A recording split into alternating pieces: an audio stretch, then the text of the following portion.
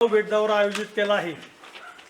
त्याचं निमित्त म्हणजे या ठिकाणी आता लोकसभेचं बिगुल वाजलेलं आहे। शिरूर लोकसभा मतदारसंघाचे सार्वत्रिक निवडणूक 2019 याच्या प्रचाराच्या निमित्तानं आज या ठिकाणी या गाव भेटीसाठी जुन्नर तालुक्याच्या रणरागिणी भावी आमदार आशाताई बुचके आपल्या त्यांच्या समवेत विद्यमान पंचायत समिती सदस्य दिलीप शेठ गांजाळे, त्याचप्रमाणे कृषी उत्पन्न बाजार समितीच्या संचालिका सुरेखाताई गांजाळे, त्याचप्रमाणे विघ्नर सहकारी कारखान्याचे डायरेक्टर सन्माननीय संतोष नाना खैरे, त्याचप्रमाणे सुधाकरजी शिंदे, संदीप भाऊ उत्तरडे, आम्ही सर्वजण ही मंडळी आपल्या भेटीसाठी आलेलो आहेत। पुढे आता 2019ला तुम्हाला तर सर्वांना माहीतच आहे की 29 एप्रिलला मतदान आहे आणि लोकसभेची निवडणूक आहे। तर आपले उमेदवार कोण आहेत हे सर्वांना माहीत आहे ना।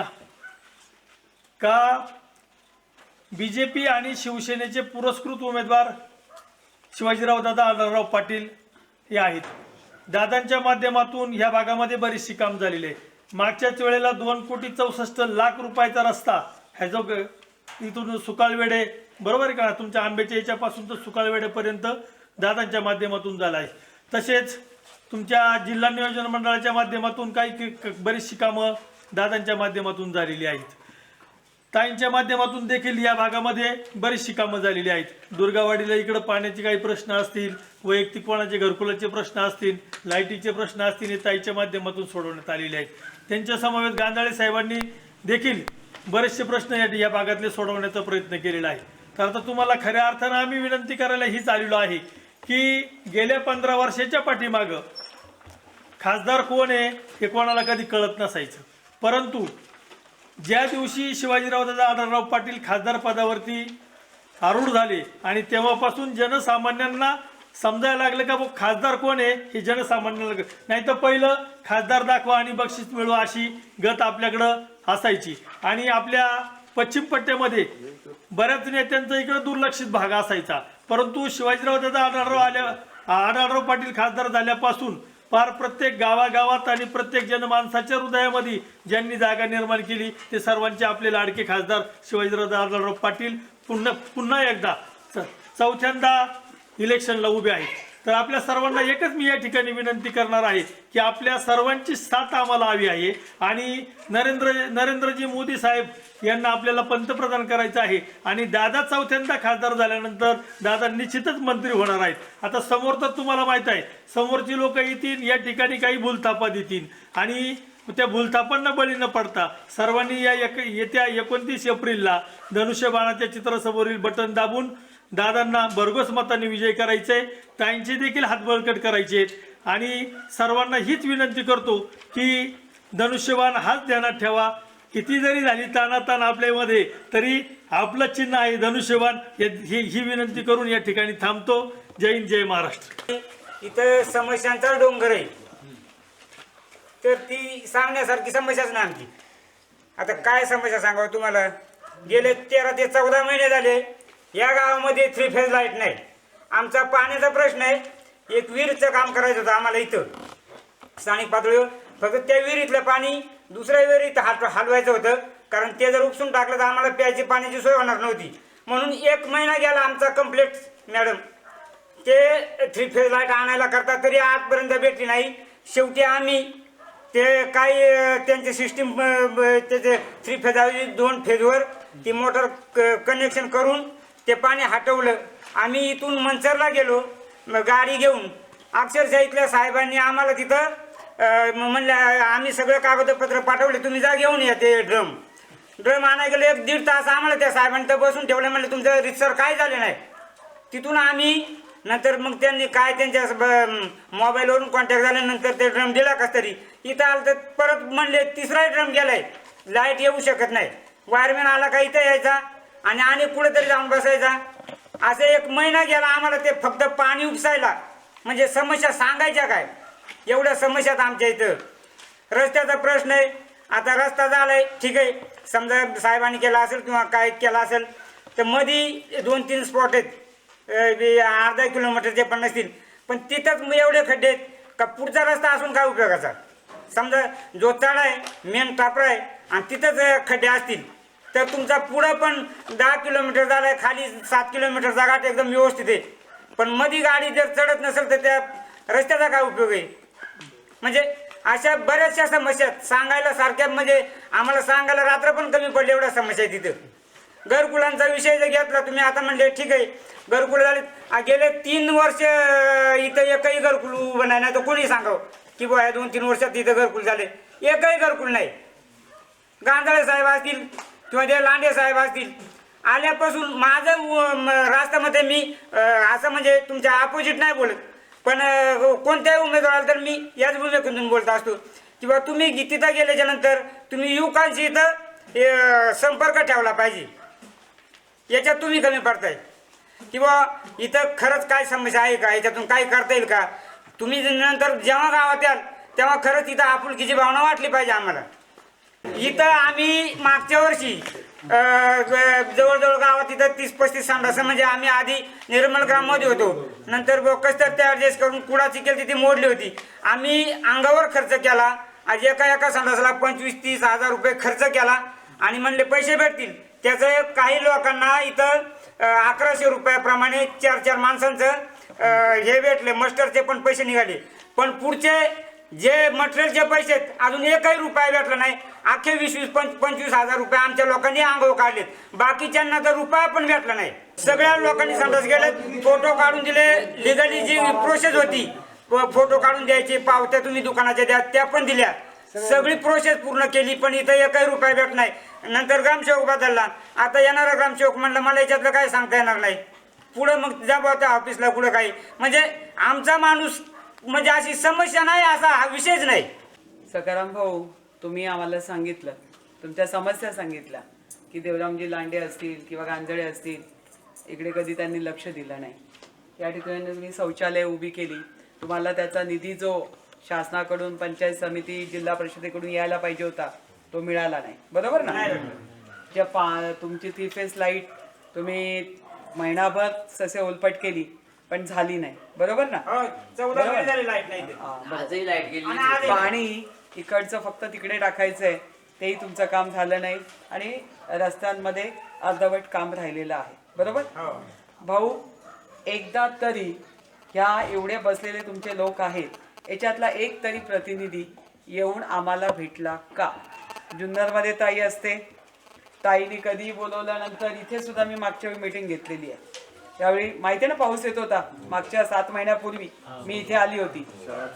शाळा चालू ठेवण्यासाठी आयुष प्रसाद साहेबांकडे तुम्ही सांगितलं 2 शाळा, एक आंबेगावची आणि एक तुमच्या इथली शाळा बंद, बरोबर? त्याच्या संदर्भात सांगितलं की काही करू नका, ज्येष्ठ मंडळींनी सांगितलं, पण ताई ती शाळा कशी चालू होईल, आम्ही मुलं त्या ठिकाणी जमा करतो, आमची बाहेर गेलेली मुलं इथे आणतो, बरोबर का? चूक? याच्यात काही चूक आहे का? मी आलेली आहे ना, तुम्ही मला समस्या सांगितली होती की नाही? मी आयुष प्रसाद साहेबांशी याच्यावर मीटिंग केली. आंबेगाव आणि तुमच्या दोन्हीकडचा हा प्रश्न होता, एका गावचा नव्हता.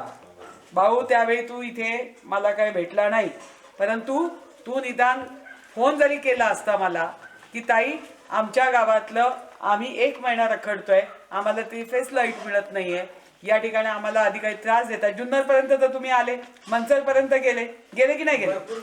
बरोबर आहे ना? ऐका पहिले, तुमच्याकडे माझा नंबर मागच्या वेळी सुद्धा इथे ज्येष्ठ मंडळी होती, ज्यावेळी मी आली होती तेव्हा शाळेचा प्रश्न, ते म्हणले ताई इथं दुसरं काही करायची गरज नाही, तुम्ही फक्त शाळा चालू ठेवा, आमची शाळा बंद पडली आणि त्याचं आम्हाला दुःख आहे, म्हणून तो प्रश्न मी आयुष प्रसाद साहेबांपर्यंत घेऊन गेली. मी खासदार साहेबांपर्यंत पण सांगितला की दादा, आपल्या आंबेगावच्या, तुमच्या आंबेगावमध्ये आणि आपल्या जुन्नर मधले दोन्ही शाळांचा प्रॉब्लेम आहे, पण किमान आमची लोक तयार आहेत की तेवढी मुलं परत आणून इथे भरायला, पण शाळा चालू राहिली पाहिजे, बरोबर? त्याच्यानंतर त्या विषयासाठी आम्ही आयुष प्रसाद साहेबांसोबत देखील बैठक घेतली. या गावामध्ये ज्यांच्याकडे मी कार्ड दिली की तुम्ही आमच्याशी संपर्क साधा, आणि जोपर्यंत एकामेकाशी संपर्क साधणार नाही, तुम्हाला जे 10 फेरे घालावे लागले, महिना थांबावं लागलं, तुम्ही जर माझ्याकडे आला असतात तर ते काम कदाचित मी 2 दिवसात केलं असतं, काही हरकत नाही. तुम्ही आज सांगताय ना, उद्या तुम्ही मला कोणी फोन करू दे आणि नाही गेला तर तुमचा नंबर लागणारा द्या, मी तुम्हाला तिथून कळवते की तुमची 3 फेज लाईटचा प्रश्न जो सुटला नाही तो सोडवण्याची जबाबदारी देखील माझी आहे. तुमच्या पाण्याचा प्रश्न, जो पाणी तुम्हाला इथून तिकडे टाकायचं आहे आणि त्यासाठी ते 3 फेज पाहिजे, ते काम करून घेण्याची जबाबदारी माझी राहील. बरोबर? त्याचबरोबर दुसरा प्रश्न तुम्ही काय म्हटलात की जे शौचालय झाली त्याचे पैसे जे तुम्हाला अधिकाराने जे मिळायला पाहिजे होते ते मिळाले नाही, त्याची देखील जबाबदारी मी स्वतः स्वीकारते. चालतंय? विश्वास आहे? बरोबर? पण तुमचे कागदपत्र जी झालेली फाईल आहे, जी फाईल आहे चिमटे भाऊ, ती तुमची जबाबदारी. तुम्ही माझ्यापर्यंत ती द्यायची आहे. ते आम्ही सबमिट केले सगळं तिथे. तिकडे केलेत ना, त्याची पोच आहे की नाही? तुम्ही सबमिट केल्याचं कधी सबमिट केलं तुमच्या ग्रामपंचायतीमध्ये पोच असतात. तुमच्या ग्रामसेवकाला सुद्धा मी बोलवून घेईन. उद्या कोण जुन्नरला येणार आहे? तुमच्यातलं कोणीतरी येणार असेल ना जुन्नर मध्ये. कोण जाणार आहे? कोणी येऊ दे, त्याने फक्त यायचंय. हा, तुम्ही 2 लोकांनी मला भेटायचं, जास्त नाही. सगळा गाव पसारा माझ्या पाठीमागे पळा असं सांगणार नाही, पण बसल्या जागी तुमचे हे 2 प्रश्न जे आहे की तुमचे शौचालयाचे पैसे का मिळाले नाहीत आणि तुमचं या ठिकाणी असणारं 3 फेज लाईट का झाली नाही, हे उद्याच्या उद्या त्या ठिकाणी प्रश्न सोडवले जातील. आणि आशाताई जेव्हा एखादा विषय हातात घेते तो तळाला नेल्याशिवाय राहत नाही. एवढी ख्याती तर तुम्ही माझी ऐकून आहात ना. हा, त्यामुळे या ठिकाणी खऱ्या अर्थाने की भाऊ, आपण कुठलंही काम हाती घेतलं तर त्या कामाचं आता समजा सप्ताहाचं काम करायचं आपल्याला, तर आपण जबाबदारी फिक्स करतो ना कोणाकोणावर की बाबा रे, तू बघ बर का ते महाराज कोण आणायचे, तू जेवणाचं बघ बर का, तू येणाऱ्या पाहुण्यांचं बघ बर का, तू पत्रिका छापायचं बघ बर का, तू पत्रिका वाटायचं बघ बर का. तसा गावगाड्याचा कारभार सुद्धा हातायचा असतो. या ठिकाणी आपला ग्रामसेवक जर आपली काळजी घेत नसेल, या ठिकाणी आपल्याला त्याच्याकडून सहकार्य मिळत नसेल किंवा काही अडचण असेल, तर तुम्ही कधीतरी माझ्याकडे, कधीतरी गांजळे रस्त्यावर आहेत त्यांच्याकडून जर तुम्हाला वाटलं की गांजळे आपली अडचण सोडवू शकत नाही, किमान ते मला फोन तर करू शकतात. ते माझ्यापर्यंत जर माझ्यापर्यंत आलं तर निश्चितपणाने मला जर अडचण आली तर मी खासदार साहेबांना सुद्धा सांगू शकते. एवढा तर तुमचा विश्वास आहे की नाही? आहे का सांगा? आहे ना? मग आता फक्त उद्याच्या तयारीसाठी उद्या दोघांनी 11 वाजता जुन्नर मध्ये यायचं. येऊ शकता? येऊ शकता ना? मग मला फक्त तुमच्याकडनं तिथे या, तुमचे हे 2 प्रश्न कसे मार्गी लावते ते फक्त तुमच्या समोर तिथे आल्यानंतर मी, कारण इथून आता तुमचा फोन लागणार नाही, नाहीतर मी इथून सुद्धा लावते. कोणाचा फोन लागत असेल तर काही अडचण नाही, रेंज असेल तर इथून सुद्धा लावते. परंतु भाऊ, कामाची पद्धतच अशी असते, जसा गावगाडा तुम्ही इथे हाकताय त्या पद्धतीने, जसं आता तुम्ही एकत्रित वाड्या सगळ्या एकत्रित येऊन बसून या ठिकाणी आपला प्रश्न मार्गी लावण्यासाठी ज्या एकजुटीने बसला, त्याच जुळेने आपल्या गावगाड्याचा कारभार देखील आपण हाकायचा असतो. चिमटे भाऊ, आई बाळाला सुद्धा रडल्याशिवाय दूध पाजत नाही. ती म्हणते तोपर्यंत दुसरी कामं उरकून घेऊ, तो रडला का बघू, झोपला झोपू दे. बरोबर का नाही? मग आपण रडलं पाहिजे, आपण ओरडलं पाहिजे, आपण भांडलं पाहिजे, आपला अधिकार आपल्याला मिळवता आला पाहिजे. मी जसं आज थांबले, तुमच्याशी बोलले, तुम्हाला सांगितलं, माझा उद्देश एवढाच आहे की गेली 15-20 वर्ष तुम्ही मला पाहताय की नाही पाहताय जुन्नर तालुक्यात मी काम करते आहे, मी तुम्हाला भेटते आहे, तुम्ही माझं सगळीकडे ऐकताय. पण तुम्ही कधी ऐकलंय का ताईने शब्द दिला तो शब्द पुरा नाही केला म्हणून? असं कोणी सांगितलं आलंय का कधी? हा, आणि म्हणून साठी तुम्ही उद्या माझा अनुभव घ्या. परंतु आपले खासदार ज्यांचं आता तुमच्या प्रत्येकाच्या हातात पॅम्पलेट आहे, बरोबर आहे? दादांना तुम्ही पाहिलंय ना? या 15 वर्षापूर्वी कधी कुठला खासदार इथपर्यंत कधी आला होता का? कधी पाहिलंय का? तुमची हयात गेली, तुम्ही कधी खासदार इथे येताना पाहिले का तुमचे प्रश्न विचारायला? मग 40-40 वर्ष तुम्ही राजकारण पाहिलंय, पण कुठला खासदार इथे आला नाही. पण आजचं आपले शिवाजीदादा आढळराव पाटील सदैव वाड्या वस्त्यांपर्यंत दौरे करत असतात. गावात तुम्ही असू नाही तर नसू, पण त्या गावात संध्याकाळी तुम्हाला कळतं की आज खासदारांचा दौरा येऊन गेला बरं का. तुमचे लोकप्रतिनिधी सांगतात, इथले तुमचे असणारे गावातली लोक सांगतात, महिला सांगतात. आज आपल्याकडे परिस्थिती एवढी बिकट आहे की इथून महिला कामाला जातात. आम्हाला महिलांना भेटायचं असेल तर रात्रीशिवाय 9च्या आधी महिला घरी येत नाही. आल्या का बिचाऱ्यांना जेवण बनवायचं असतं, सकाळी पहाटे 4 वाजता उठून 6ला त्या काम शोधायला खाली जातात। या परिस्थितीवर मात करण्यासाठी आपण प्रयत्न करण्यासाठी कधीही पुढे येऊन एकजुटीने आजपर्यंत प्रयत्न केला नाही, परंतु मला असं वाटतं की आपण जर प्रामाणिक प्रयत्न केला आणि खऱ्या अर्थाने आजची गरज खासदारांसारखा माणूस ज्याने या ठिकाणी हे रस्ते तुम्ही पाहिलं होतात की इथे येणं सोपं आहे का? इथला माणूस महिना 2-2 महिने कधी खाली उतरत होता का? पण आजची परिस्थिती काय? आज गेली 10 वर्ष दादा आल्यापासून, दादा 15 वर्ष झाले आले, पहिल्या 5 वर्षात त्यांनी सगळ्यात पहिलं आदिवासी विभागाचे ग्राम सडक पंतप्रधान योजनेतून हे रस्ते चांगले केले आणि म्हणून या पठारावर येण्याची सोय झाली। इथे गाड्या लवकर चढत नव्हत्या, एसटी कधी चढली नाही, एसटी खाली इंगळूनपर्यंत आणण्यासाठी पहिले एसटी मध्ये बसून मी आलेली आहे, वल्लभ बेंडक्यांसोबत मी होती, बरोबर आहे का नाही? तेव्हा पहिले एसटी तिथपर्यंत आणायचा आपण प्रयत्न केला। म्हणजे या सगळ्या गोष्टी करत असताना तुमचा थोडा पाठपुरावा असला पाहिजे। आता तरुणाई आहे, तरुण पिढी आहे, कॉलेजला जाते, या मुलांचं सुद्धा कर्तव्य आहे की शिवाजी छत्रपती कॉलेजला जर जातोय तर शेजारीच पंचायत समिती आहे, शेजारीच तिथे ताई कुठेतरी असेल, फोन करतायत, तहसील कचेरी तिथे आहे, MSCBचं ऑफिस तिथे आहे, एक फोन केला, ताई आम्ही आलो, आमच्या गावची ही समस्या आहे, एवढं नुसतं आम्हाला सांगितलं तर कामाची पद्धत तर बघून घेतली पाहिजे की नाही? माणूस तपासून घेतलं पाहिजे की नाही का माणूस कोण कसं आहे काय आहे? मला फक्त एवढं सांगायचं आहे की खासदारांसारखा माणूस की ज्यांचं केंद्र सरकारच्या कामांवर मोठी मोठी कामं, मोठे रस्ते, बायपास, हायवे, हे सगळे रस्ते, रेल्वे, हे सगळे त्यांनी कामं करायची असतात। पण तुम्ही रविवारी जर कधी लांडेवाडीला गेलात, माहितीये ना दादा, रविवारी लांडेवाडी भेटतात की नाही? कधी गेलात का? गेलात ना?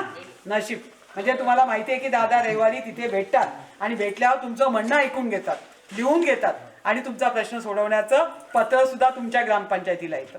मग असा खासदार तुम्हाला असं वाटत नाही की आता 4थ्यांदा हा खासदार पुन्हा आपल्याला मिळाला पाहिजे, हे खासदार परत निवडून आले पाहिजेत आणि ते मंत्री झाले पाहिजेत, आणि ते मंत्री झाले तर आपल्या ह्या समस्या इथे काहीतरी वेगळं चांगलं घडेल असं तुम्हाला नाही वाटत का?